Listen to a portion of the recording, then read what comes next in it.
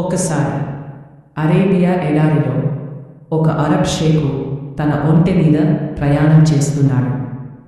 పగటిపూట ఎడారి అంటే మండే సూర్యుడు, చుట్టూ ఇసుక, నీడ కూడా కనిపించదు. సాయంత్రం అవగానే ఒక ఒయాసిస్ దగ్గర ఆగాడు. రాత్రి గడపడానికి చిన్న డేరా వేసుకున్నాడు. చీకటి పడింది. షేకు డేరాలోకి వెళ్ళి దుప్పటి కప్పుకొని నిద్రపోయాడు. ఎడారి రాత్రి అంటే చలి ఎముకల వరకు దూరుతుంది. బయట ఉన్న ఒంటెకు చలి తట్టుకోలేకపోయింది. చివరికి డేరా దగ్గరకు వచ్చి మెల్లగా ముక్కు లోపల పెట్టి ఇలా అడిగింది, షేకు, ఈ రాత్రి చాలా చలిగా ఉంది.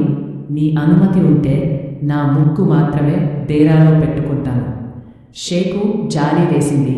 సరే అన్నాడు. కొంతసేపటికి మళ్ళీ ఒంటె నిద్ర లేపింది. ముప్పుతో సరిపోవడం లేదు, తల కూడా పెట్టుకుంటే బాగుంటుంది. షేకు మళ్ళీ ఒప్పుకున్నాడు.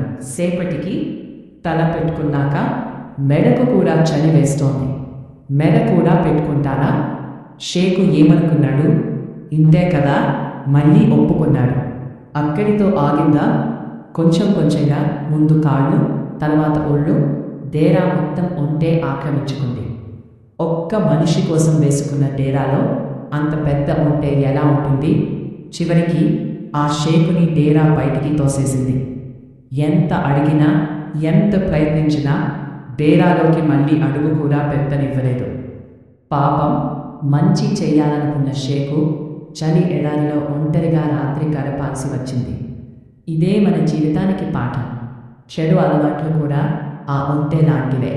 మొదట్లో ఇది చిన్న విషయం అనిపిస్తుంది, మన కంట్రోల్లోనే ఉంటుంది అనుకుంటాం.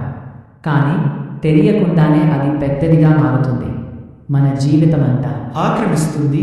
పడియం మొదట అలవాటు, తరువాత గ్రహపాటు.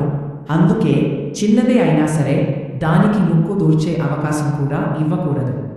ఈ కథ మీకు నచ్చితే లైక్ చేయండి. ఇలాంటి జీవిత పాఠాల కథల కోసం సబ్స్క్రైబ్ చేయండి.